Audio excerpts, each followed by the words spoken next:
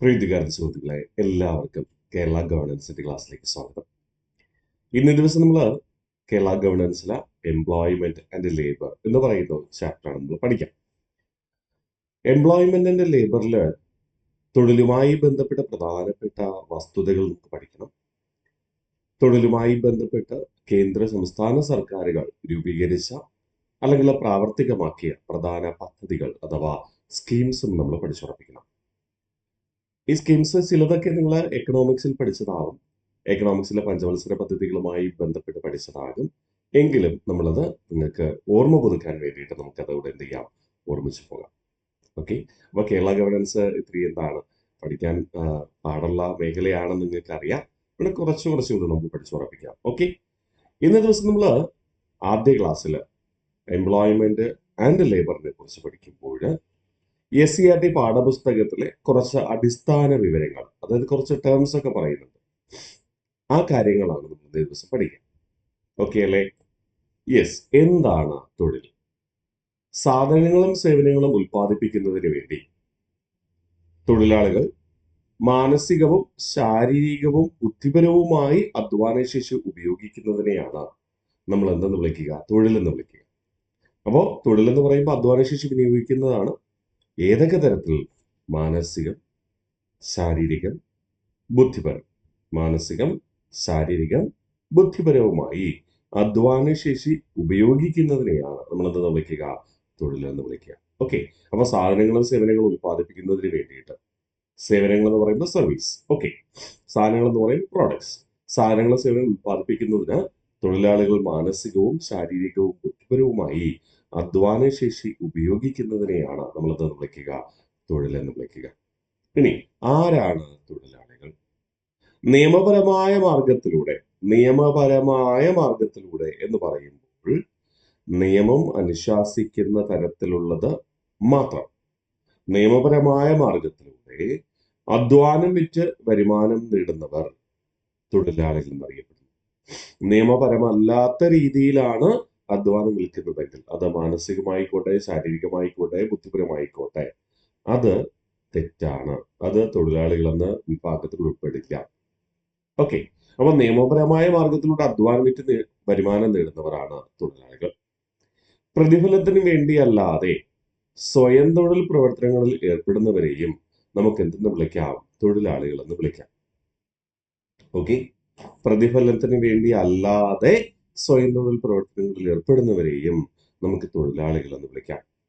സാമ്പത്തിക പ്രവർത്തനങ്ങളിൽ ഏർപ്പെടുന്ന മുഖ്യ തൊഴിലാളികളെ സഹായിക്കുന്ന ആൾക്കാരുണ്ടാവും, അവരെയും നമ്മൾ എന്തെന്ന് വിളിക്കും? തൊഴിലാളികൾ എന്ന് വിളിക്കും. സാമ്പത്തിക പ്രവർത്തനങ്ങളിൽ ഏർപ്പെടുന്ന മുഖ്യ തൊഴിലാളികളെ സഹായിക്കുന്നത്, അതായത് ഇപ്പോൾ ഫോർ എക്സാമ്പിൾ കെട്ടിട നിർമ്മാണവുമായി ബന്ധപ്പെട്ട മേസ്തിരിയുണ്ട്, അദ്ദേഹത്തെ സഹായിക്കാൻ മെക്കാടുണ്ട്, അല്ലേ? യെസ്, അതുപോലെ അപ്പോൾ മുഖ്യ തൊഴിലാളികളെ സഹായിക്കുന്ന വ്യക്തികളെയും നമ്മൾ എന്തെന്ന് വിളിക്കും? തൊഴിലാളികൾ എന്ന് വിളിക്കും. അപ്പൊ ആരാണ് തൊഴിലാളികൾ? നിയമപരമായ മാർഗത്തിലൂടെ അധ്വാനം വെച്ച് വരുമാനം നേടുന്നവർ, പ്രതിഫലത്തിന് വേണ്ടി അല്ലാതെ സ്വയം തൊഴിൽ പ്രവർത്തനങ്ങളിൽ ഏർപ്പെടുന്നവർ, സാമ്പത്തിക പ്രവർത്തനങ്ങളിൽ ഏർപ്പെടുന്ന മുഖ്യ തൊഴിലാളികളെ സഹായിക്കുന്നവർ, ഇവരൊക്കെ എന്താണ്? തൊഴിലാളികളാണ്. ഓക്കെ, എന്നൊക്കെ നമ്മൾ പഠിച്ചു. എന്താണ് തൊഴിലെന്ന് പഠിച്ചു, അല്ലെ? സാധനങ്ങളും സേവനങ്ങളും ഉൽപ്പാദിപ്പിക്കുന്നതിന് തൊഴിലാളികൾ മാനസികവും ശാരീരികവും ബുദ്ധിപരവുമായി അധ്വാനശേഷി ഉപയോഗിക്കുന്നതാണ് എന്ത് പേരിൽ അറിയപ്പെടുക? തൊഴിൽ എന്ന പേരിൽ അറിയപ്പെടുക. ഇനി ആരാണ് തൊഴിലാളികൾ? നിയമപരമായ മാർഗത്തിലൂടെ അധ്വാനം വിറ്റ് വരുമാനം നേടുന്നവർ, പ്രതിഫലത്തിന് വേണ്ടി അല്ലാതെ സ്വയം തൊഴിൽ പ്രവർത്തനങ്ങളിൽ ഏർപ്പെട്ടിരിക്കുന്നവർ, സാമ്പത്തിക പ്രവർത്തനങ്ങളിൽ ഏർപ്പെടുന്ന മുഖ്യ തൊഴിലാളികളെ സഹായിക്കുന്ന ഏതൊരു വ്യക്തിയും ആരാണ്? തൊഴിലാളിയാണ്. ഫോർ എക്സാമ്പിൾ, ഒരു പ്രോഡക്റ്റ് നിർമ്മിക്കുന്ന ഫാക്ടറി, അവിടെ ഒരു ഓണർ ഉണ്ട്. ഓണർക്ക് വരാനും പോകാനും കാറുണ്ട്. കാറിലെ ഡ്രൈവർ തൊഴിലാളിയാണ്. പ്രോഡക്റ്റ് നിർമ്മിക്കുന്ന ഫാക്ടറിയിലെ തൊഴിലാളി എന്ന രീതിയിൽ ആ ഡ്രൈവറെ കണക്കാക്കാൻ കഴിയുമോ? കണക്കാക്കാൻ കഴിയും. ഓക്കെ, ആ ഫാക്ടറിയിലെ തൊഴിലാളികളുണ്ട്. അവർക്ക് ഉച്ചഭക്ഷണം ഫാക്ടറിയിൽ നിന്നാണ് കൊടുക്കുന്നത്. ആ ഫാക്ടറിയിൽ ഉച്ചഭക്ഷണം തയ്യാറാക്കുന്ന ആൾക്കാരെ തൊഴിലാളികൾ എന്ന് വിളിക്കാൻ പറ്റും. പ്രോഡക്റ്റ് നിർമ്മിക്കുന്ന ഫാക്ടറിക്ക് വെളിയിൽ പാക്കിങ്ങിനും മറ്റുമായി പ്രവർത്തിക്കുന്ന ആൾക്കാരുണ്ടാവും. അവരെ തൊഴിലാളികളെന്ന് വിളിക്കാൻ പറ്റുമോ? പറ്റും. ഓക്കെ. അപ്പോൾ പ്രത്യക്ഷമായോ പരോക്ഷമായോ ഉൽപാദന പ്രവർത്തനങ്ങളിൽ ഏർപ്പെടുന്നവരോ സേവന പ്രവർത്തനങ്ങളിൽ ഏർപ്പെടുന്നവരെയോ നമുക്ക് എന്തെന്ന് വിളിക്കാം? തൊഴിലാളി എന്ന് വിളിക്കാം. അതിപ്പോ പ്രതിഫലമായി ശമ്പളം കിട്ടിയാലും പ്രതിഫലമായി ശമ്പളം കിട്ടാതെ സ്വയം തൊഴിൽ ചെയ്താലും അതെന്താണ്? തൊഴിലാളികൾ തന്നെ. അങ്ങനെയാണെങ്കിൽ വീട്ടിൽ അമ്മമാര് പാചകം ചെയ്യാറുണ്ട്. അത് തൊഴിലായി കണക്കാക്കാൻ കഴിയുമോ? തൊഴിലായി കണക്കാക്കണം എന്നാണ് ദേശീയ തൊഴിൽ നിയമത്തിൽ പറയുന്നത്. കേട്ടോ? ഇനി അടുത്ത് പറയുന്നു തൊഴിലാളി ജനസംഖ്യാനുപാതം. ജനസംഖ്യയിൽ എത്ര പേർ തൊഴിൽ ചെയ്യുന്നു എന്നതാണ് ഈ തൊഴിലാളി ജനസംഖ്യാനുപാതം എന്ന് പറയുന്നത്. ഓക്കെ, ലളിതമായി പറഞ്ഞാൽ ഒരു രാജ്യത്ത് എത്ര ജനസംഖ്യയുണ്ട്, അതിൽ എത്ര പേരാണ് തൊഴിൽ ചെയ്യുന്നു എന്ന കണക്കാണെന്ത്? തൊഴിലാളി ജനസംഖ്യാനുപാതം. നമുക്ക് നോക്കാം. ഒരു രാജ്യത്തെ തൊഴിൽ സാഹചര്യം വിശകലനം ചെയ്യുന്നതിനുള്ള സൂചകം അഥവാ അളവുകോലാണ് തൊഴിലാളി ജനസംഖ്യാനുപാതം എന്ന് പറയുന്നത്. തൊഴിലാളികളുടെ എണ്ണം കണക്കാക്കുമ്പോൾ സാമ്പത്തിക പ്രവർത്തനങ്ങളിൽ ഏർപ്പെട്ടിരിക്കുന്ന എല്ലാവരെയും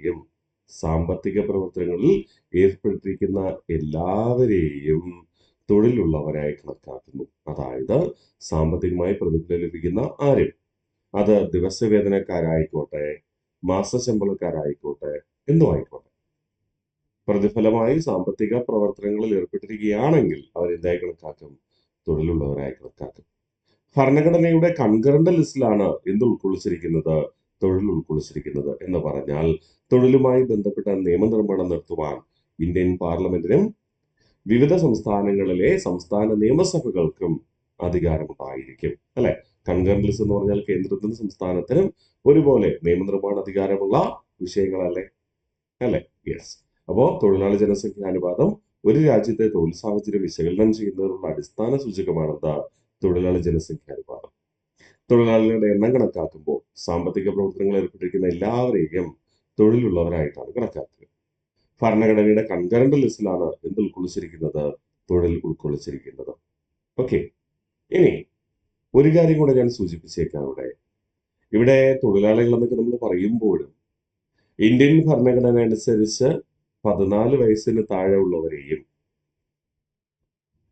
ഉപഭോക്തൃ സംരക്ഷണ നിയമം അനുസരിച്ച് ബാലവേല വിരുദ്ധ നിയമം അനുസരിച്ച് 18 വയസ്സിന് താഴെയുള്ളവരെയും, അതായത് കുട്ടികളെയും നമ്മൾ എന്തായി കണക്കാക്കില്ല? തൊഴിൽ ചെയ്യുന്നവർ എന്ന രീതിയിൽ കണക്കാക്കില്ല. ഇന്ത്യൻ ഭരണഘടനയിലെ 24ാമത്തെ വകുപ്പിൽ പറയുന്നത് 14 വയസ്സിന് താഴെയുള്ള കുട്ടികളാണ് ബാലവേല എന്നാണ്. എന്നാൽ ബാലവേല സംരക്ഷണ നിയമത്തിനകത്ത് ആദ്യം പാസ്സാക്കിയപ്പോഴത് 14 വയസ്സായിരുന്നെങ്കിലും പിന്നീട് ഭേദഗതിയിലൂടെ എന്ത് കൂട്ടിച്ചേർത്തു? 18 കൂട്ടിച്ചേർത്തു. അപ്പൊ നിലവിലെ സാഹചര്യത്തിൽ 18 വയസ്സിന് താഴെയുള്ളവരെ എന്തായി കണക്കാക്കില്ല? തൊഴിലാളികൾ എന്ന ലേബലിൽ ഉൾപ്പെടുത്തില്ല. മറ്റുള്ളവരെ മാത്രമേ കൺസിഡർ ചെയ്യത്തുള്ളൂ. അത് മനസ്സിലുണ്ടാകട്ടെ. നമ്മൾ പ്രത്യേകിച്ച് പരീക്ഷയെ ചോദിക്കും അങ്ങനെ ചോദിക്കാറില്ല, എങ്കിലും മനസ്സിലുണ്ടായിരിക്കട്ടെ. 18 വയസ്സിന് താഴെയുള്ള കുട്ടികൾ എന്ത് ചെയ്യില്ല? തൊഴിലാളികളായി കണക്കാക്കില്ല. ഓക്കെ. അപ്പോൾ തൊഴിലാളി ജനസംഖ്യാനുപാതം ഒരു രാജ്യത്തെ തൊഴിൽ സാഹചര്യം വിശകലനം ചെയ്യുന്നതിനുള്ള സൂചകം അഥവാ അടിസ്ഥാന അളവുകോലാണ് എന്ത്? തൊഴിലാളി ജനസംഖ്യാനുപാതം. തൊഴിലാളികളുടെ എണ്ണം കണക്കാക്കുമ്പോൾ സാമ്പത്തിക പ്രവർത്തനങ്ങളിൽ ഏർപ്പെട്ടിരിക്കുന്ന എല്ലാവരെയും തൊഴിലുള്ളവരായി കണക്കാക്കും. ഭരണഘടനയുടെ കൺകറന്റ് ലിസ്റ്റിലാണ് എന്ത് ഉൾക്കൊള്ളിച്ചിരിക്കുന്നത്? തൊഴിൽ. ഇനി നമ്മൾ നോക്കുന്നു, സ്വയം തൊഴിൽ ചെയ്യുന്ന ആൾ എന്ന് പറഞ്ഞാൽ ആരാണ്? ഉപജീവനം കണ്ടെത്തുന്നതിനായി ഒരു സംരംഭത്തിന്റെ ഉടമയായിരിക്കുകയും ആ സംരംഭം നടത്തിക്കൊണ്ടുപോവുകയും ചെയ്യുന്ന വ്യക്തിയെ നമുക്ക് എന്തെന്ന് വിളിക്കാം? സ്വയം തൊഴിൽ ചെയ്യുന്ന വ്യക്തി എന്ന് നമുക്ക് വിളിക്കാം. അപ്പോ സ്വയം തൊഴിൽ ചെയ്യുന്ന വ്യക്തി എന്ന് ആരെയാണ് നമ്മൾ വിളിക്കുക? ഉപജീവനം. ഈ ഉപജീവനം എന്ന് പറഞ്ഞു കഴിഞ്ഞാൽ എന്താണ്? നിങ്ങൾ ഇന്ത്യൻ കോൺസ്റ്റിറ്റ്യൂഷനിൽ പഠിക്കുന്നതാണ് ഉപജീവനത്തിനുള്ള അവകാശം. ജീവിക്കുവാനുള്ള അവകാശമുണ്ട്, ഉപജീവനത്തിന് വേണ്ടിയുള്ള അവകാശമുണ്ട്. ജീവിക്കുവാനുള്ള അവകാശത്തെക്കുറിച്ച് പറയുന്നത് ഇന്ത്യൻ ഭരണഘടനയിലെ 3ാമത്തെ പാർട്ടില് മൗലിക അവകാശങ്ങളിൽ. ഉപജീവനത്തിനുള്ള അവകാശത്തെക്കുറിച്ച് പറയുന്നത് ഇന്ത്യൻ ഭരണഘടനയിലെ മാർഗനിർദ്ദേശക തത്വങ്ങൾ ഉൾക്കൊള്ളിച്ചിരിക്കുന്ന 4ാമത്തെ പാർട്ടിലുമാണ്. എന്താണ് ഉപജീവനം? ഒരു വ്യക്തിക്ക് ജീവിക്കാൻ ആവശ്യമായ അടിസ്ഥാനപ്പെട്ട 3 കാര്യങ്ങളുണ്ട്. എന്തൊക്കെ? ഭക്ഷണം, വസ്ത്രം, പാർപ്പിടം. ഇത് കൂടാതെ നാലാമതായി വിദ്യാഭ്യാസം, അഞ്ചാമതായി ആരോഗ്യവും ഇൻഷുറൻസും. ആരോഗ്യവും ഇൻഷുറൻസും. ഈ 5 കാര്യങ്ങൾ നേടുവാൻ ആവശ്യമായ ശമ്പളം അഥവാ സാമ്പത്തിക പ്രതിഫലം കിട്ടുന്ന ജോലിയെയാണ് നമ്മൾ ഉപജീവനം എന്ന് വിളിക്കുക. ഉപജീവനത്തിനുള്ള സമ്പത്ത് അല്ലെങ്കിൽ ഉപജീവനത്തിന് വേണ്ടിയുള്ള കൂലി എന്ന് വിളിക്കുക. ഓക്കെ, അപ്പോൾ ഒരു മനുഷ്യന്റെ ബേസിക് നീഡ്, അടിസ്ഥാന ആവശ്യങ്ങൾ എന്ന് പറയുമ്പോൾ എന്തൊക്കെയാണ്? ഭക്ഷണം, വസ്ത്രം, പാർപ്പിടം, കൂടാതെ വിദ്യാഭ്യാസം, ആരോഗ്യവും ഇൻഷുറൻസും. നേടുവാൻ ആവശ്യമായ ശമ്പളമുള്ള തൊഴിലിനെയാണ് ഉപജീവനത്തിനുള്ള തൊഴിൽ എന്ന് നമ്മൾ വിളിക്കുക. ഓക്കെ, അപ്പോൾ ഉപജീവനം കണ്ടെത്തുന്നതിനായി ഒരു സംരംഭത്തിന്റെ ഉടമയായിരിക്കുകയും ആ സംരംഭം നടത്തിക്കൊണ്ടുപോവുകയും ചെയ്യുന്ന വ്യക്തിയാണ് നമ്മൾ എന്തെന്ന് വിളിക്കുക? സ്വയം തൊഴിൽ ചെയ്യുന്ന ആളെന്ന് വിളിക്കുക. അതായത് രണ്ട് തരത്തിൽ നമുക്കിപ്പോ മുതലാളിത്തം നിർവചിക്കും. മുതലാളി ഒരു സംരംഭം ആരംഭിക്കുന്നു. അദ്ദേഹം നേരിട്ട് തൊഴിലൊന്നും എടുക്കുന്നില്ല. സംരംഭത്തിന് ആവശ്യമായ ഫണ്ട് ഇൻവെസ്റ്റ് ചെയ്യുക മാത്രമേ ചെയ്യുന്നുള്ളൂ. വേറൊന്നും അദ്ദേഹം ചെയ്യുന്നില്ല. ബാക്കിയൊക്കെ ആര് നോക്കിക്കോളും? അദ്ദേഹം നിയമിക്കുന്ന തൊഴിലാളികൾ, ജോലിക്കാർ നോക്കിക്കോളും. അങ്ങനെയുള്ള ആളെ നമുക്ക് സ്വയം തൊഴിൽ ചെയ്യുന്ന വ്യക്തിയെ നമുക്ക് വിളിക്കാൻ പറ്റില്ല. മറിച്ച് ഒരു മാനുഫാക്ചറിങ് യൂണിറ്റിന് വേണ്ടിയിട്ട് സമ്പത്ത് ഇൻവെസ്റ്റ് ചെയ്തു.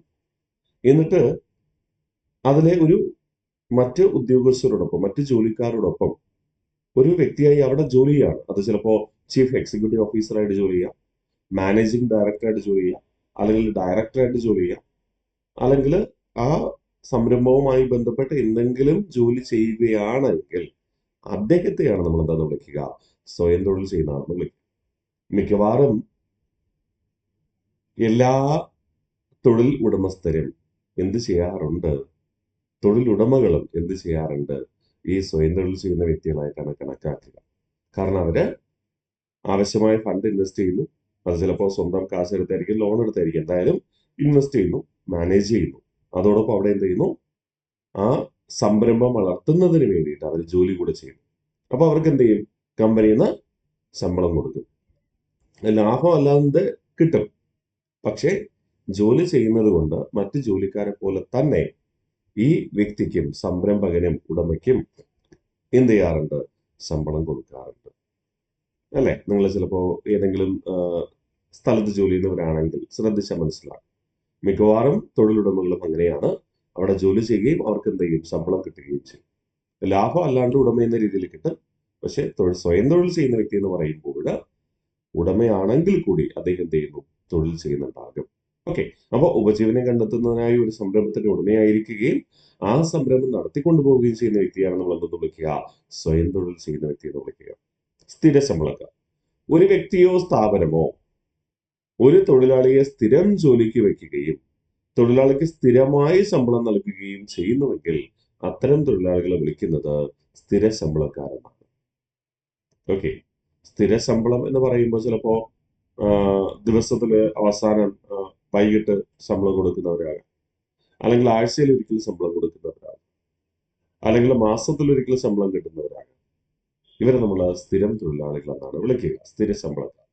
ഒരു വ്യക്തിയോ അല്ലെങ്കിൽ സ്ഥാപനമോ ഒരു തൊഴിലാളിയെ സ്ഥിരം ജോലിക്ക് വയ്ക്കുകയും അയാൾക്ക് സ്ഥിരമായി ശമ്പളം നൽകുകയും ചെയ്യുന്നുവെങ്കിൽ അത്തരം തൊഴിലാളികളെ വിളിക്കുന്നത് സ്ഥിര ശമ്പളക്കാരെന്നാണ്.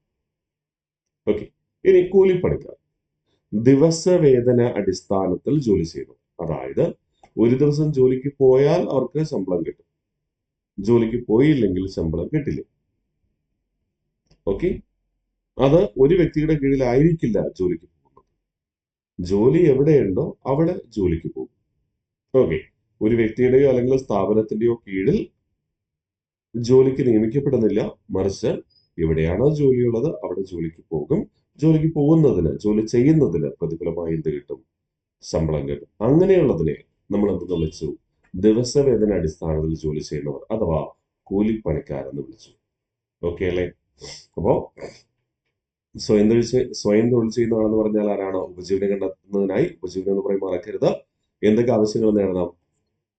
വസ്ത്രം, ഭക്ഷണം, പാർപ്പിടം, പിന്നെ വിദ്യാഭ്യാസം, ആരോഗ്യവും ഇൻഷുറൻസും. ഈ 5 കാര്യങ്ങൾ നേടുവാൻ ആവശ്യമായ ശമ്പളം എന്താണോ അതാണ് ഉപജീവനത്തിനുള്ള ശമ്പളം, ഉപജീവനത്തിനുള്ള വേതനം. ഉപജീവനം കണ്ടെത്തുന്നതിനായി ഒരു സംരംഭത്തിന്റെ ഉടമയായിരിക്കുകയും ആ സംരംഭം നടത്തിക്കൊണ്ടുപോവുകയും ചെയ്യുന്ന വ്യക്തിയെ നമ്മൾ എന്തെന്ന് വിളിച്ചു? സ്വയം തൊഴിൽ ചെയ്യുന്ന ആളെന്ന് വിളിച്ചു. സ്ഥിര ശമ്പളക്കാർ ഒരു വ്യക്തിയോ അല്ലെങ്കിൽ ഒരു സ്ഥാപനമോ ഒരു തൊഴിലാളിയെ സ്ഥിരം ജോലിക്ക് വെക്കുകയും തൊഴിലാളിക്ക് സ്ഥിരമായി ശമ്പളം നൽകുകയും ചെയ്യുന്നുവെങ്കിൽ അത്തരം തൊഴിലാളികളെ വിളിക്കുന്നത് സ്ഥിര ശമ്പളക്കാരെന്നാണ്. ക്ലിയർ ആണേ? ദെൻ കൂലിപ്പണിക്കാർ. ദിവസവേതന അടിസ്ഥാനത്തിൽ തൊഴിൽ ചെയ്യുന്നവരെയാണ് നമ്മൾ എന്തെന്ന് വിളിക്കുക? കൂലിപ്പണിക്കാരെന്ന് വിളിക്കുക. ക്ലിയർ? യെസ്. അടുത്ത പറയട്ടെ. തൊഴിൽ രഹിതൻ. ആരാണ് തൊഴിൽ രഹിതൻ? നമ്മൾ തൊഴിലില്ലായ്മ ഒക്കെ കൃത്യമായി പഠിക്കുന്നതാണ് അല്ലെ? ആരാണ് തൊഴിൽ രഹിതൻ? അര ദിവസത്തിൽ അഥവാ 12 മണിക്കൂറിൽ 1 മണിക്കൂർ പോലും തൊഴിൽ കിട്ടാത്ത വ്യക്തിയെ നമുക്ക് എന്തെന്ന് വിളിക്കാം? തൊഴിൽ രഹിതൻ എന്ന് വിളിക്കാം. അര ദിവസത്തിൽ അഥവാ 12 മണിക്കൂറിൽ 1 മണിക്കൂർ പോലും തൊഴിൽ കിട്ടാത്ത വ്യക്തിയാണ് തൊഴിൽ രഹിതൻ. വീണ്ടും പറയുന്നു, ഇന്ത്യയിൽ തൊഴിലില്ലായ്മയുടെ കണക്കെടുക്കുന്നത് ആരാണ്? നാഷണൽ സാമ്പിൾ സർവേ ഓർഗനൈസേഷൻ ആണ്. National sample survey organisation. തൊഴിൽ സാഹചര്യങ്ങളുമായി ബന്ധപ്പെട്ട ഇന്ത്യയിലെ റിപ്പോർട്ടുകളാണ് 1 സെൻസസ് റിപ്പോർട്ടുകൾ, 2 എംപ്ലോയ്മെന്റ് എക്സ്ചേഞ്ചുകളുടെ റിപ്പോർട്ടുകൾ എന്നിവ. അതായത് ആർക്കൊക്കെ തൊഴിലുണ്ട്, തൊഴിലില്ലാത്തവരാണ് എംപ്ലോയ്മെന്റ് എക്സ്ചേഞ്ചിൽ രജിസ്റ്റർ ചെയ്യുക. അതിൽ എത്ര പേർക്ക് തൊഴിൽ ലഭിച്ചിട്ടുണ്ട്, അത് തൊഴിൽ അനുപാതം കണക്കാക്കാൻ സഹായിക്കും. ഓക്കെ. സെൻസസ് കണക്കെടുക്കുമ്പോൾ ആർക്കൊക്കെ ജോലിയുണ്ട്, ആർക്കൊക്കെ ജോലിയില്ല എന്നതും നമുക്ക് എന്ത് ചെയ്യാനായിട്ട് പറ്റും? പരിശോധിക്കാനായിട്ട് പറ്റും. അപ്പോൾ തൊഴിൽ സാഹചര്യങ്ങളുമായി ബന്ധപ്പെട്ട റിപ്പോർട്ടുകളാണ് സെൻസസ് റിപ്പോർട്ടുകളും എംപ്ലോയ്മെന്റ് എക്സ്ചേഞ്ചുകളുടെ റിപ്പോർട്ടുകളും. ഇന്ത്യയിലെ തൊഴിലില്ലായ്മയുടെ കണക്കെടുക്കുന്നത് പ്രധാനമായിട്ടും നാഷണൽ സാമ്പിൾ സർവേ ഓർഗനൈസേഷൻ ആണ്. National sample survey organisation. മറക്കില്ലല്ലോ? യെസ്. നമ്മൾ ചുരുക്കി പലപ്പോഴും നാഷണൽ സാമ്പിൾ സർവേ ഓർഗനൈസേഷനെ NSSO എന്ന ചുരുക്കപ്പേരിലായിരിക്കും പലപ്പോഴും നിങ്ങൾ കാണുക അല്ലെ? അതെ. അപ്പോൾ ആരാണ് തൊഴിൽ രഹിതൻ? അര ദിവസത്തിൽ അതായത് 12 മണിക്കൂറിൽ 1 മണിക്കൂർ പോലും തൊഴിൽ കിട്ടാത്ത വ്യക്തിയെയാണ് എന്തെന്ന് വിളിക്കുക? തൊഴിൽ രഹിതൻ എന്ന് വിളിക്കുക. തൊഴിൽ കിട്ടാത്ത വ്യക്തി എന്നാണ് നമ്മൾ പറയുന്നത്. തൊഴിൽ അന്വേഷിക്കാത്ത വ്യക്തിയെന്നോ തൊഴിൽ ചെയ്യാത്ത വ്യക്തിയെന്നോ അല്ല. അപ്പൊ കിട്ടാത്ത വ്യക്തി എന്ന് പറയുമ്പോൾ എന്താ അർത്ഥം? ഒരു വ്യക്തി ജോലിക്ക് വേണ്ടി പ്രയത്നിച്ചു, അന്വേഷിച്ചു, എന്നിട്ടും കിട്ടിയില്ല, അതാണ് തൊഴിൽ രഹിതൻ. അല്ലാതെ ജോലി അന്വേഷിക്കാതെ ജോലി കണ്ടെത്താൻ ശ്രമിക്കാതെ മടിപിടിച്ചിരിക്കുന്ന ഒരാൾക്ക് 24 മണിക്കൂറല്ല, 1 വർഷം എടുത്താലും 12 മണിക്കൂർ എന്ത് ചെയ്യാൻ പറ്റില്ല? അവനെ കൊണ്ട് ജോലി ചെയ്യാൻ പറ്റില്ല. അയാളെ നമുക്ക് തൊഴിൽ രഹിതൻ എന്ന് വിളിക്കാൻ പറ്റില്ല. മനസ്സിലായോ? അപ്പൊ തൊഴിൽ കിട്ടാത്ത വ്യക്തി എന്നാ പറയണേ. കിട്ടാത്ത വ്യക്തി എന്ന് പറയുമ്പോൾ അതിനുവേണ്ടി പ്രയത്നിച്ചു, കിട്ടിയില്ല. ജോലി ചെയ്യാത്ത വ്യക്തി അല്ല തൊഴിൽ രഹിതൻ. തൊഴിൽ കിട്ടാത്ത വ്യക്തിയാണ് ആര്? തൊഴിൽ രഹിതൻ. മറക്കല്ലേ? അപ്പോൾ അര ദിവസത്തിൽ 12 മണിക്കൂറിൽ 1 മണിക്കൂർ പോലും തൊഴിൽ കിട്ടാത്ത വ്യക്തിയാണ് നമ്മൾ എന്താ വിളിക്കുക? തൊഴിൽ രഹിതൻ എന്ന് വിളിക്കുക. തൊഴിൽ രഹിതൻ എന്ന് വിളിക്കുക. മറക്കില്ലല്ലോ? യെസ്. അടുത്ത പറയട്ടെ. വിവിധ തരം തൊഴിലില്ലായ്മകൾ. തൊഴിലില്ലായ്മകള് വിവിധ തരങ്ങളുണ്ട്. പരിശോധിക്കാം. 1, പ്രത്യക്ഷ തൊഴിലില്ലായ്മ. ഒരാൾ തൊഴിൽ ചെയ്യാൻ സന്നദ്ധനാവുകയും, പോയിന്റ് ശ്രദ്ധിക്കുക, ഒരാൾ തൊഴിൽ ചെയ്യാൻ സന്നദ്ധനാവുകയും തയ്യാറാണ്, ഒരു തൊഴിൽ കിട്ടാതിരിക്കുകയും ചെയ്യുന്ന അവസ്ഥയാണ് എന്തെന്ന് വിളിക്കുക? പ്രച്ഛന്ന അല്ലെങ്കിൽ പ്രത്യക്ഷ തൊഴിലില്ലായ്മ എന്ന് വിളിക്കുക. പ്രത്യക്ഷത്തിൽ അവന് തൊഴിൽ കിട്ടുന്നില്ല, അവന് തൊഴിൽ ചെയ്യാൻ ആഗ്രഹമുണ്ട്, പക്ഷെ തൊഴിൽ കിട്ടുന്നില്ല. ഇതിനെയാണ് നമ്മൾ എന്തെന്ന് വിളിക്കുക? പ്രത്യക്ഷ തൊഴിലില്ലായ്മ എന്ന് വിളിക്കുക. ഇതൊക്കെ SCERT ഫാക്ട് ആണ്, PSC ചോദിക്കുന്നതുമാണ് കേട്ടോ. ഇനി കാലിക തൊഴിലില്ലായ്മ. കാലികം എന്ന് പറയുമ്പോൾ നമുക്ക് പറയാമല്ലോ, കാലാവസ്ഥയുമായി ബന്ധപ്പെട്ട് അല്ലെ? കാലാവസ്ഥ അനുസരിച്ച് കുറച്ചു കാലം മാത്രം തൊഴിലുണ്ടാവുകയും മറ്റ് സമയങ്ങളിൽ തൊഴിലില്ലാതിരിക്കുകയും ചെയ്യുന്നതാണ് കാലിക തൊഴിലില്ലായ്മ. ഏറ്റവും കൂടുതൽ കാലിക തൊഴിലില്ലായ്മ കാണപ്പെടുന്നത് എവിടെയാണ്? ഗ്രാമപ്രദേശങ്ങളിലാണ്. ഓക്കെ. അപ്പൊ കാലിക തൊഴിലില്ലായ്മ കാലാവസ്ഥ അനുസരിച്ച് കുറച്ചു കാലം മാത്രം തൊഴിലുണ്ടാവുകയും മറ്റ് സമയങ്ങളിൽ തൊഴിലില്ലാതിരിക്കുകയും ചെയ്യുന്നതാണ് കാലിക തൊഴിലില്ലായ്മ. ഉദാഹരണമായി പറഞ്ഞാൽ നമുക്ക് എന്താ പറയാ, ഇപ്പൊ മത്സ്യബന്ധന മേഖലയിലാണെങ്കിൽ ഇപ്പോൾ അതിശക്തമായ കാറ്റും മഴയുള്ളപ്പോൾ അവർക്ക് തൊഴിൽ പറ്റുമോ? കിട്ടില്ല. അത് കാലിക തൊഴിലില്ലായ്മയാണ്. കർഷകർക്ക് മഴ ഉണ്ടെങ്കിൽ അവര് വിളവിറക്കുന്നു. വിളവിറക്കി കഴിഞ്ഞാൽ പിന്നെ കുറച്ച് ദിവസത്തേക്ക് വിളവ് പാകമാകുന്നത് വരെ അധികം ജോലി ഉണ്ടാവില്ല. വിളവെടുക്കുമ്പോഴാണ് പിന്നെ ജോലി വരിക. ഇനി അവിടെ മഴയോ എന്തെങ്കിലും പ്രശ്നം ഉണ്ടായി കഴിഞ്ഞാൽ വീണ്ടും എന്ത് ചെയ്യില്ല, ജോലി ഉണ്ടാവില്ല.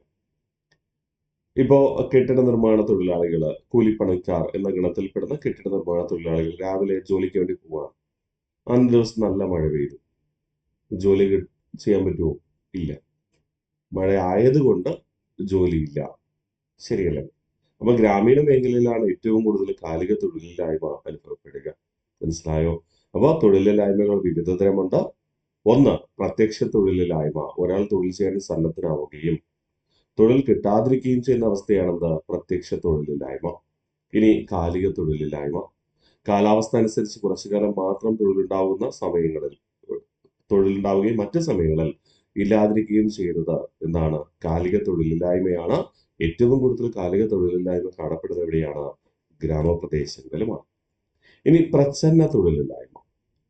വികസ്വര സമ്പദ് വ്യവസ്ഥ, അതായത് ഇന്ത്യ പോലുള്ള രാജ്യങ്ങളിൽ കാർഷിക മേഖലയിൽ കാണുന്ന ഒരു സവിശേഷതരം തൊഴിലില്ലായ്മയാണ് പ്രച്ഛന്ന തൊഴിലില്ലായ്മ. എന്ന് പറഞ്ഞാൽ കൃഷിക്ക് ആവശ്യമായതിനേക്കാൾ ഏറെ ആളുകൾ പണിക്ക് നിയോഗിക്കുമ്പോൾ ഉണ്ടാകുന്ന അവസ്ഥാവിശേഷം. ഒരു ജോലി ചെയ്യാൻ 2 or 3 പേരുണ്ട്. എന്ത് സംഭവിക്കും? വളരെ ചുരുങ്ങിയ സമയം കൊണ്ട് ജോലി ചെയ്ത് തീരും. പക്ഷേ എല്ലാവർക്കും പൂർണ്ണ ശമ്പളം കിട്ടൂ? ഇല്ല. അല്ലെ? ശമ്പളം എന്ന് പറഞ്ഞു കഴിഞ്ഞാൽ 3 കാര്യങ്ങൾ നിറവേറണം. ഭക്ഷണം, വസ്ത്രം, പാർപ്പിടം.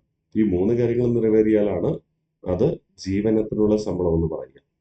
ഉപജീവനത്തിനുള്ള ശമ്പളം എന്ന് പറയുമ്പോൾ വീണ്ടും വിദ്യാഭ്യാസം, കൂടാതെ ആരോഗ്യവും സെൻസസും. ആരോഗ്യവും ഇൻഷുറൻസും വേണം. എങ്കിലേ ഉപജീവനത്തിനുള്ള വരുമാനമാകത്തുള്ളൂ. ജീവിക്കാനുള്ള വരുമാനം, ഉപജീവനത്തിനുള്ള വരുമാനം. ജീവിക്കാനുള്ള വരുമാനം പോലും കിട്ടുന്നില്ല എന്ന സാഹചര്യമാണ്. തൊഴിൽ ചെയ്തിട്ടും ജീവിക്കാനുള്ള വരുമാനം പോലും കിട്ടുന്നില്ല എന്ന സാഹചര്യമാണ് എന്ത്? പ്രച്ഛന്ന തൊഴിലില്ലായ്മ. ഓക്കെ, അപ്പോൾ തൊഴിൽ കുറച്ചേ ഉള്ളൂ, തൊഴിലാളികളാണെങ്കിലോ കൂടുതൽ പേര്. ഇതിനെയാണ് പ്രച്ഛന്ന തൊഴിലില്ലായ്മ എന്ന് വിളിക്കുക.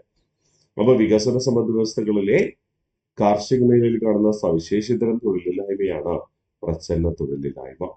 കൃഷിക്ക് ആവശ്യമായതിനേക്കാൾ ഏറെ ആളുകൾ പണിക്ക് നിയോഗിക്കപ്പെടുമ്പോഴുണ്ടാകുന്ന അവസ്ഥാവിശേഷമാണെന്ന് പ്രച്ഛന്ന തൊഴിലില്ലായ്മ എന്ന പേരിൽ അറിയപ്പെടുക.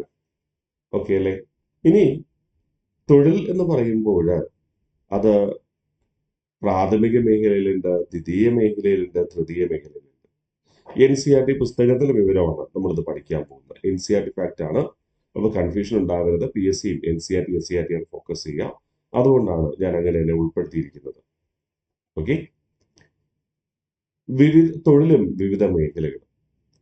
കൃഷി ഉൾപ്പെടുന്ന കാർഷിക മേഖല പ്രാഥമിക മേഖലയിലാണ് വരിക. ഇത് എക്കണോമിക്സ് നമ്മൾ പഠിക്കുന്നതാണ്, എങ്കിലും നമ്മൾ തൊഴിലുമായി ബന്ധപ്പെട്ട് പറയുമ്പോൾ ഇതുകൂടെ ഒന്ന് ഫോക്കസ് ചെയ്തു അത്രമാത്രം. അപ്പോൾ തൊഴിലും വിവിധ മേഖലകളും പ്രാഥമിക മേഖല, കൃഷി ഉൾപ്പെടുന്ന മേഖലകൾ. ഭൂരിഭാഗം തൊഴിലാളികളുടെയും തൊഴിലിന്റെ മുഖ്യ ഉറവിടം എന്ന് പറയുന്നത് പ്രാഥമിക മേഖല തന്നെ. ഭൂരിഭാഗം തൊഴിലാളികളുടെയും തൊഴിലിന്റെ മുഖ്യ ഉറവിടം എന്ന് പറയുന്നത് പ്രാഥമിക മേഖല തന്നെയാണ്. ഇനി ദ്വിതീയ മേഖല, ഉൽപ്പന്ന നിർമ്മാണം, വൈദ്യുതി, ഗ്യാസ്, ജലവിതരണം, കൂടാതെ ഖനനവും ക്വാറികളും മറ്റ് നിർമ്മാണ പ്രവർത്തനങ്ങൾ എന്നിവ ഉൾപ്പെടുന്നത് ദ്വിതീയ മേഖലയിലാണ്. അപ്പൊ സ്വാഭാവികമായിട്ട് ചിലപ്പോൾ നിങ്ങൾക്ക് ഡൗട്ട് വരാം, സർ ഖനികൾ പ്രാഥമിക മേഖലയിലല്ലേ വരിക? തീർച്ചയായിട്ടും ഖനികൾ പ്രാഥമിക മേഖലയിലാണ്. എന്നാൽ ഖനനവും ക്വാറികളും എന്ന് ഒരുമിച്ച് പറയുമ്പോൾ അത് ദ്വിതീയ മേഖലയിലാണ് വരിക. ഇത് NCERT പുസ്തകത്തിലുള്ളതാണ്. NCERT പുസ്തകത്തിലുള്ള കാര്യം അതേപടി ഞാൻ ഇവിടെ കൊണ്ടുവന്നു മാത്രം, ഡൗട്ട് ഉണ്ടാവരുത്. അതുകൊണ്ടാണ്. അപ്പൊ ദ്വിതീയ മേഖല ഉൽപ്പന്ന നിർമ്മാണം, വൈദ്യുതി, ഗ്യാസ്, ജലവിതരണം, ഖനനവും ക്വാറികളും, കൂടാതെ മറ്റ് ഏതൊരു വിധത്തിലുള്ള നിർമ്മാണ പ്രവർത്തനങ്ങളും ഏത് മേഖലയിൽ വരും? ദ്വിതീയ മേഖലയിൽ വരും. ഉൽപ്പന്ന നിർമ്മാണം, വൈദ്യുതി, ഗ്യാസ്, ജലവിതരണം, ഖനനവും ക്വാറികളും മറ്റ് നിർമ്മാണ പ്രവർത്തനങ്ങൾ ദ്വിതീയ മേഖലയിൽ വരും. ഇനി തൃതീയ മേഖല അഥവാ സേവന മേഖല, സർവീസ് സെക്ടർ, വ്യാപാരം, ഗതാഗതം, മറ്റ് സേവനങ്ങൾ തുടങ്ങിയവയൊക്കെ എന്തിൽ വരും? തൃതീയ മേഖലയിൽ വരും. ഓക്കെ, വ്യാപാരം, ഗതാഗതം, സംഭരണം, മറ്റ് സേവനങ്ങൾ എന്നിവ ഉൾപ്പെടുന്ന മേഖലയാണെന്ന് തൃതീയ മേഖല. ഓക്കെ, മറക്കില്ലല്ലോ. ഒന്നുകൂടെ നമുക്ക് റിവിഷൻ ചെയ്യാം. വിവിധ മേഖലകൾ. പ്രാഥമിക മേഖല, കൃഷി ഉൾപ്പെടുന്ന മേഖലയാണ് പ്രാഥമിക മേഖല. ആകെ തൊഴിലിന്റെ ഭൂരിഭാഗം തൊഴിലാളികളുടെ മുഖ്യ തൊഴിൽ ഉറവിടമെന്ന് പറയുന്നത് എന്ത് തന്നെയാണ്? പ്രാഥമിക മേഖല തന്നെയാണ്. ഇനി രണ്ട്, ദ്വിതീയ മേഖല. ഉൽപ്പന്ന നിർമ്മാണം, വൈദ്യുതി, ഗ്യാസ്, ജലവിതരണം, ഖനനവും കോറികളും മറ്റ് നിർമ്മാണ പ്രവർത്തനങ്ങൾ എന്നിവയെല്ലാം ഉൾപ്പെടുന്നത് ദ്വിതീയ മേഖലയിലാണ്. തൃതീയ മേഖല അഥവാ സേവന മേഖല. വ്യാപാരം, ഗതാഗതവും സംഭരണവും മറ്റ് സേവനങ്ങൾ എന്നിവ ഉൾപ്പെടുന്ന മേഖല എന്താണ്? തൃതീയ മേഖല. ബാങ്കിങ്, ഇൻഷുറൻസ്, ഇതൊക്കെ സർവീസ് സെക്ടറിൽ വരിക അല്ലെ. സേവനങ്ങൾ എന്ന് പറയുമ്പോൾ ബാങ്കിങ് വരും, ഇൻഷുറൻസ് വരും അല്ലെ. ഇതൊക്കെ എന്തിൽ വരും? തൃതീയ മേഖല അഥവാ സേവന മേഖലയിൽ വരും. ഓക്കെ. വ്യാപാരം, വിദ്യാഭ്യാസം, ബാങ്കിങ്, ഇൻഷുറൻസ് അല്ലെ, ഇതൊക്കെ സേവനങ്ങളിൽ വരുന്നതാണ്. അതൊക്കെ തൃതീയ മേഖലയിലാണ് വരിക. ഓക്കെ അല്ലേ? യെസ്. അപ്പൊ ഞാൻ ചോദിക്കുന്നു, ആശുപത്രി ഏത് മേഖലയിൽ വരും? ആശുപത്രി എന്ന് പറയുന്ന ആരോഗ്യ സേവനം പ്രദാനം ചെയ്യുന്നതല്ലേ? അപ്പൊ തൃതീയ മേഖലയിൽ വരും. ഹോട്ടലുകൾ ഏത് മേഖലയിൽ വരും? ഹോട്ടലുകൾ ഭക്ഷണോൽപാദനം അല്ലേ? അപ്പൊ സ്വാഭാവികമായിട്ടും ദ്വിതീയ മേഖലയിൽ വരും. ഉൽപ്പന്ന നിർമ്മാണം. മനസ്സിലായോ? ഗുഡ്. അടുത്ത് നമുക്ക് പഠിക്കാം ദേശീയ തൊഴിൽ കമ്മീഷൻ. ദേശീയ തൊഴിൽ കമ്മീഷൻ രൂപീകരിച്ചത് 2002-ലായിരുന്നു. എന്താണ് ദേശീയ തൊഴിൽ കമ്മീഷന്റെ പ്രാധാന്യം? തൊഴിലാളികളുടെ അടിസ്ഥാന ആവശ്യങ്ങൾ നഷ്ടമാകാതിരിക്കാൻ സാർവത്രികവും സമഗ്രവുമായ സാമൂഹ്യ സുരക്ഷാ കവറേജിന്റെ ആവശ്യകത ഊന്നിപ്പറയുകയും ഈ ലക്ഷ്യത്തിനായി നിലവിലുള്ള നിയമങ്ങൾ ലഘൂകരിക്കുവാനും ഏകീകരിക്കുവാനും ശുപാർശ ചെയ്തത് 2002-ലെ ദേശീയ തൊഴിൽ കമ്മീഷനാണ്. ഇപ്പൊ 2002-ലാണ് ദേശീയ തൊഴിൽ കമ്മീഷൻ രൂപീകരിക്കുക. ദേശീയ തൊഴിൽ കമ്മീഷൻ എന്ത് പറഞ്ഞു? തൊഴിലാളികളുടെ അടിസ്ഥാന ആവശ്യങ്ങൾ എന്തൊക്കെയാണോ അത് നഷ്ടമാകാതിരിക്കുന്നതിന് വേണ്ടിയിട്ട് ഒരു സമഗ്രമായ സാമൂഹിക സുരക്ഷ ഉറപ്പുവരുത്തണം. ഓക്കെ. ഈ സാമൂഹിക സുരക്ഷ ഉറപ്പുവരുത്തുമ്പോൾ അതിനുവേണ്ടി നിലവിലുള്ള തൊഴിൽ നിയമങ്ങൾ എന്ത് ചെയ്യണം? ലഘൂകരിക്കണം. ഇനി ഒരുപാട് നിയമങ്ങൾ ഉണ്ടെങ്കിൽ ആകെ കൺഫ്യൂഷൻ ആയിപ്പോകും. അങ്ങനെ തൊഴിൽ നിയമങ്ങൾ എന്ത് ചെയ്യണം? ഏകീകരിക്കണം എന്ന് ശുപാർശ ചെയ്തത് 2002-ലെ തൊഴിൽ കമ്മീഷനാണ്. ഓക്കെ. പ്രധാനപ്പെട്ട നിർദ്ദേശങ്ങൾ നമുക്ക് പരിശോധിക്കാം. സാമൂഹിക സുരക്ഷാ സംവിധാനം എല്ലാ സ്ഥാപനങ്ങൾക്കും ബാധകമാക്കണം. ഇവിടെ എല്ലാ സ്ഥാപനങ്ങളും എന്ന് ഉദ്ദേശിക്കുന്നത് സ്വാഭാവികമായിട്ടും എന്താണ്? എല്ലാ സർക്കാർ, പൊതുമേഖല, സ്വകാര്യ സ്ഥാപനങ്ങളെയും അതിൽ ഉൾപ്പെടുത്തണം എന്നർത്ഥം. ശരിയല്ലേ? എല്ലാ സർക്കാർ, പൊതുമേഖല അഥവാ അർദ്ധ സർക്കാർ, സ്വകാര്യ സ്ഥാപനങ്ങളെയും ഉൾപ്പെടുത്തണം. നിലവിലുള്ള വേതന പരിധി നീക്കം ചെയ്യണം. വേതന പരിധി എന്ന് പറയുമ്പോൾ ഒരു തൊഴിൽ ചെയ്യുന്ന വ്യക്തിക്ക് ലഭിക്കാവുന്ന പരമാവധി ശമ്പളം എന്ന രീതി നീക്കം ചെയ്യുക. അവൻ എത്ര സേവനം ചെയ്യുന്നു അതനുസരിച്ച് അവന് ശമ്പള വർധനവ് അനുവദിക്കുക. ഒരു പരിധി നിശ്ചയിക്കാൻ പാടില്ല. നിലവിലുള്ള പദ്ധതികളുടെ പ്രവർത്തനപരമായ സംയോജനം ഉണ്ടായിരിക്കണം. ഒരുപാട് പദ്ധതികൾ ആരംഭിക്കുമ്പോഴേക്കാൾ നല്ലത് എല്ലാ പദ്ധതികളും കൊണ്ട് കൂട്ടിയോജിപ്പിച്ചുകൊണ്ട് അത് സമഗ്രമായി ചെയ്യുന്നതല്ലേ അല്ലെ. അതുകൊണ്ട് അങ്ങനെ ഒരു നിർദ്ദേശം കൂടെ വെച്ചു. നിലവിലുള്ള പദ്ധതികളുടെ പ്രവർത്തനപരമായ സംയോജനം ഉണ്ടായിരിക്കണം. ഓക്കെ. അപ്പൊ ദേശീയ തൊഴിൽ കമ്മീഷൻ 2002 തൊഴിലാളികളുടെ അടിസ്ഥാന ആവശ്യങ്ങൾ നഷ്ടമാകാതിരിക്കുന്നതിന് വേണ്ടിയിട്ട് സാർവത്രികവും സമഗ്രവുമായ ഒരു സാമൂഹ്യ സുരക്ഷ കവറേജിന്റെ ആവശ്യകത ഊന്നി പറയുന്നു. സാമൂഹ്യ സുരക്ഷ ഉറപ്പുവരുത്തണമെന്ന് പറയുന്നു അല്ലെ. സാമൂഹ്യ സുരക്ഷ ഉറപ്പുവരുത്താൻ വേണ്ടി നിലവിലുള്ള നിയമങ്ങൾ ലഘൂകരിക്കണം. കൂടാതെ എന്ത് ചെയ്യണം? ഏകീകരിക്കുവാനും ശുപാർശ ചെയ്തത് 2002-ലെ ദേശീയ തൊഴിൽ കമ്മീഷനാണ്. അപ്പൊ PSC ചോദിക്കുമ്പോൾ ദേശീയ തൊഴിൽ കമ്മീഷൻ എന്നാണ് രൂപീകരിച്ചത്? 2002. നിലവിലുള്ള തൊഴിൽ നിയമങ്ങൾ ഏകീകരിച്ചുകൊണ്ട് സാമൂഹ്യ സുരക്ഷ ഉറപ്പാക്കണമെന്ന് നിർദ്ദേശിച്ചതാരാണ്? ദേശീയ തൊഴിൽ കമ്മീഷൻ. ഓക്കെ. അങ്ങനെ തൊഴിൽ നിയമങ്ങൾ ഏകീകരിച്ചോന്ന് ചോദിച്ചാൽ അത് നമ്മൾ അടുത്ത ക്ലാസ്സിൽ പഠിക്കാം. കുറെ തൊഴിൽ നിയമങ്ങൾ പഠിക്കാനുണ്ട്. അവ ഏകീകരിച്ചതിനെ കുറിച്ചും നമ്മൾ തുടർന്നുള്ള ക്ലാസ്സുകളിൽ പഠിച്ചുറപ്പിക്കും. പിന്നെ പഞ്ചവത്സര പദ്ധതികളുമായി ബന്ധപ്പെട്ട പ്രധാന വസ്തുതകൾ നമ്മൾ പഠിച്ചുറപ്പിക്കുകയും ചെയ്യും. ഓക്കെ അല്ലേ? യെസ്.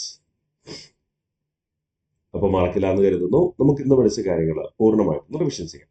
ഓക്കെ. പൂർണ്ണമായിട്ട് റിവിഷൻ ചെയ്താലോ? യെസ്. Employment and labour. എന്താണ് തൊഴിൽ? സാധനങ്ങളും സേവനങ്ങളും ഉത്പാദിപ്പിക്കുന്നതിന് തൊഴിലാളികൾ മാനസികവും ശാരീരികവും ബുദ്ധിപരവുമായി അധ്വാനശേഷി ഉപയോഗിക്കുന്നതിനെയാണ് നമ്മൾ തൊഴിൽ എന്ന് വിളിക്കുക. ആരാണ് തൊഴിലാളികൾ? നിയമപരമായ മാർഗത്തിലൂടെ അധ്വാനം വിറ്റ് വരുമാനം നേടുന്നവർ. പ്രതിഫലത്തിന് വേണ്ടി അല്ലാതെ തൊഴിൽ പ്രവർത്തനങ്ങളിൽ ഏർപ്പെടുന്നവർ. സാമ്പത്തിക പ്രവർത്തനങ്ങളിൽ ഏർപ്പെടുന്ന മുഖ്യ തൊഴിലാളികളെ സഹായിക്കുന്നവരും ആരാണ്? തൊഴിലാളികളാണ്. തൊഴിലാളി ജനസംഖ്യ അനുപാതം ഒരു രാജ്യത്തെ തൊഴിൽ സാഹചര്യം വിശകലനം ചെയ്യുന്നതിനുള്ള അടിസ്ഥാന സൂചകമാണ് അഥവാ അളവുകോലാണ് തൊഴിലാളി ജനസംഖ്യ അനുപാതം. തൊഴിലാളികളുടെ എണ്ണം കണക്കാക്കുമ്പോൾ സാമ്പത്തിക പ്രവർത്തനങ്ങളിൽ ഏർപ്പെട്ടിരിക്കുന്ന എല്ലാവരെയും തൊഴിലുള്ളവരെ കണക്കാക്കും, പക്ഷെ 18 വയസ്സിന് താഴെയുള്ളവരെ കണക്കാക്കില്ല എന്ന് മനസ്സിലുണ്ടാകും. ഭരണഘടനയുടെ കൺകറന്റ് ലിസ്റ്റിലാണ്, അതായത് കേന്ദ്രങ്ങൾക്കും സംസ്ഥാന നിയമസഭയ്ക്കും നിയമനിർമ്മാണം നടത്താനുള്ള അവകാശമുണ്ട്. കൺകറന്റ് ലിസ്റ്റിലാണ് ഉൾപ്പെടുത്തിയിരിക്കുന്നത്. സ്വയം തൊഴിൽ ചെയ്യുന്ന ആൾ എന്ന് പറഞ്ഞാൽ ആര്? ഉപജീവനം കണ്ടെത്തുന്നതിനായി, ഉപജീവനം എന്ന് പറയുമ്പോൾ ഭക്ഷണം, വസ്ത്രം, പാർപ്പിടം കൂടാതെ വിദ്യാഭ്യാസം, ആരോഗ്യവും ഇൻഷുറൻസും കണ്ടെത്തുന്നതിനായി ഒരു സംരംഭത്തിന് ഉടമയായിരിക്കുകയും ആ സംരംഭം നടത്തിക്കൊണ്ടു പോവുകയും ചെയ്യുന്ന വ്യക്തിയാണെന്ന് വിളിക്കുക സ്വയം തൊഴിൽ ചെയ്യുന്ന വ്യക്തി എന്ന് വിളിക്കുക. സ്ഥിര ശമ്പളക്കാർ ഒരു വ്യക്തിയോ സ്ഥാപനമോ ഒരു തൊഴിലാളിയെ സ്ഥിരം ജോലിക്ക് വയ്ക്കുകയും ആ തൊഴിലാളിക്ക് സ്ഥിരമായി ശമ്പളം നൽകുകയും ചെയ്തു. അത് ചിലപ്പോൾ എല്ലാ ദിവസവും നൽകും, അല്ലെങ്കിൽ ആഴ്ചയിൽ ഒരിക്കൽ നൽകും, അല്ലെങ്കിൽ മാസത്തിൽ ഒരിക്കൽ നൽകും. സ്ഥിരം ശമ്പളം നൽകുന്നുവെങ്കിൽ അയാളെ സ്ഥിരം ശമ്പളക്കാരന് വിളിക്കാം. കൂലിപ്പണിക്കാർ ദിവസേന അടിസ്ഥാനത്തിൽ ജോലി ചെയ്യുന്നു. എവിടെയാണോ ജോലിയുള്ളത് അവിടെ പോയി ജോലി ചെയ്യുന്നു. സ്ഥിരമായി ഒരു തൊഴിലുടമ ഉണ്ടായിരിക്കില്ല. സ്ഥിരമായി ഒരു തൊഴിലുടമ ഇല്ലാത്ത വ്യക്തികളെ എല്ലാവരെയും നമുക്ക് എന്തെന്ന് വിളിക്കാം? കൂലിപ്പണിക്കാർ എന്ന് വിളിക്കാം. തൊഴിൽ രഹിതൻ അര ദിവസത്തിൽ, അതായത് 24 മണിക്കൂറിൽ 12 മണിക്കൂറെങ്കിലും, അതായത് അര ദിവസമെങ്കിലും കണക്കാക്കിയാൽ അതിൽ 1 മണിക്കൂർ പോലും തൊഴിൽ കിട്ടാത്ത വ്യക്തിയെ നമുക്ക് എന്തെന്ന് വിളിക്കാം? തൊഴിൽ രഹിതൻ എന്ന് വിളിക്കാം. ഇന്ത്യയിൽ തൊഴിലില്ലായ്മയുടെ കണക്കെടുക്കുന്നത് NSSO, national sample survey organisation. തൊഴിൽ സാഹചര്യങ്ങളുമായി ബന്ധപ്പെട്ട റിപ്പോർട്ടുകളാണ് സെൻസസ് റിപ്പോർട്ടുകളും എംപ്ലോയ്മെന്റ് എക്സ്ചേഞ്ചുകളുടെ റിപ്പോർട്ടുകളും. തൊഴിലില്ലായ്മകൾ വിവിധ തരം. അതിൽ ആദ്യത്തേത് പ്രത്യക്ഷ തൊഴിലില്ലായ്മ. ഒരാൾ തൊഴിൽ ചെയ്യാൻ സന്നദ്ധനാവുകയും ഒരു തൊഴിൽ കിട്ടാതിരിക്കുകയും ചെയ്യുന്ന അവസ്ഥയാണ് എന്ത് പേരിൽ അറിയപ്പെടുക? പ്രത്യക്ഷ തൊഴിലില്ലായ്മ എന്ന പേരിൽ അറിയപ്പെടുക. കാലിക തൊഴിലില്ലായ്മ കാലാവസ്ഥ അനുസരിച്ച് കുറച്ചു കാലം മാത്രം തൊഴിലുണ്ടാവുകയും മറ്റുള്ള സമയങ്ങളിൽ തൊഴിൽ ഇല്ലാതിരിക്കുകയും ചെയ്യുന്നതാണ് കാലിക തൊഴിലില്ലായ്മ. കാലിക തൊഴിലില്ലായ്മ ഏറ്റവും കൂടുതൽ കാണപ്പെടുന്നത് എവിടെയാണ്? ഗ്രാമപ്രദേശങ്ങളിലുമാണ്. ഇനി പ്രച്ഛന്ന തൊഴിലില്ലായ്മ വികസ്വര സമ്പദ് വ്യവസ്ഥകളിലെ കാർഷിക മേഖലയിൽ കാണപ്പെടുന്ന സവിശേഷതരം തൊഴിലില്ലായ്മയാണ് പ്രച്ഛന്ന തൊഴിലില്ലായ്മ. അപ്പൊ വികസ്വര രാജ്യങ്ങളിലാണ് കാണപ്പെടുക, കാർഷിക മേഖലയിലാണ് കാണപ്പെടുക. ഒരു ജോലിക്ക് ഒരുപാട് ആൾക്കാരെ നിയോഗിക്കുന്നതാണ് പ്രച്ഛന്ന തൊഴിലില്ലായ്മയ്ക്ക് കാരണം. കൃഷിക്ക് ആവശ്യമായതിനേക്കാൾ ഏറെ ആളുകൾ പണിക്ക് നിയോഗിക്കുമ്പോൾ ഉണ്ടാകുന്ന അവസ്ഥാവിശേഷമാണ് എന്ത്? പ്രച്ഛന്ന തൊഴിലില്ലായ്മ. തൊഴിലും വിവിധ മേഖലകൾ. പ്രാഥമിക മേഖല, കൃഷി ഉൾപ്പെടുന്ന മേഖലയാണെന്ത്? പ്രാഥമിക മേഖല. ഭൂരിഭാഗം തൊഴിലാളികളുടെയും തൊഴിലിന്റെയും മുഖ്യ ഉറവിടം എന്ന് പറയുന്നത് പ്രാഥമിക മേഖല തന്നെ. ദ്വിതീയ മേഖല, ഉൽപ്പന്ന നിർമ്മാണം, വൈദ്യുതി, ഗ്യാസ്, ജലവിതരണം, ഖനനവും കോറികളും മറ്റ് നിർമ്മാണ പ്രവർത്തനങ്ങൾ എന്നിവ ഉൾപ്പെടുന്ന മേഖലയാണെന്ത്? ദ്വിതീയ മേഖല. തൃതീയ മേഖല അഥവാ സേവന മേഖല, വ്യാപാരവും ഗതാഗതവും സംവരണവും മറ്റ് സേവനങ്ങൾ എന്നിവ ഉൾപ്പെടുന്ന മേഖലയാണെന്ത്? തൃതീയ മേഖല എന്ന് പറയുക. ഓക്കെ അല്ലേ? കൺഫ്യൂഷൻ ഒന്നുമില്ലാലോ? യെസ്. ഇനി അടുത്ത് പറയുന്നു ദേശീയ തൊഴിൽ കമ്മീഷൻ 2002. തൊഴിലാളികളുടെ അടിസ്ഥാന ആവശ്യങ്ങൾ നഷ്ടമാകാതിരിക്കാൻ സാർവത്രികവും സമഗ്രവുമായ സാമൂഹിക സുരക്ഷ കവറേജിന്റെ ആവശ്യകത ഊന്നി പറയുകയും അതിനുവേണ്ടി നിലവിലുള്ള നിയമങ്ങൾ ലഘൂകരിക്കുകയും ഒട്ടനവധി നിയമങ്ങൾ ഉണ്ടെങ്കിൽ അവയെ ഏകീകരിക്കാനും ശുപാർശ ചെയ്തത് 2002 ദേശീയ തൊഴിൽ കമ്മീഷനാണ്. മറ്റ് നിർദ്ദേശങ്ങൾ: സാമൂഹിക സുരക്ഷാ സംവിധാനം എല്ലാ സ്ഥാപനങ്ങൾക്കും ബാധകമാക്കണം. അതായത് സർക്കാർ സ്ഥാപനങ്ങൾ കൂടാതെ അർദ്ധ സർക്കാർ സ്ഥാപനമാണെങ്കിലും സ്വകാര്യ സ്ഥാപനങ്ങളാണെങ്കിലും ഉൾപ്പെടുത്തണം. നിലവിലുള്ള വേതനത്തിനുള്ള പരിധി ലിമിറ്റ് നീക്കം ചെയ്യണം. നിലവിലുള്ള പദ്ധതികളുടെ പ്രവർത്തനപരമായ സംയോജനം എന്ത് ചെയ്യണം? ഉറപ്പാക്കുകയും വേണം. ഓക്കെ അല്ലേ? ഇത്രയുമാണ് നമ്മൾ ഇന്നേ ദിവസം പഠിച്ചുറപ്പിച്ചത്. ഓക്കെ അല്ലേ? മറക്കില്ല എന്ന് കരുതിക്കോട്ടെ. അപ്പൊ ഇത്രയും കൃത്യമായി പഠിച്ചു വരിക, റിവിഷൻ ചെയ്ത് വരിക. ബാക്കി നമുക്ക് അടുത്ത ദിവസം പഠിച്ചുറപ്പിക്കാം. ഓക്കെ? യെസ്. Bye bye.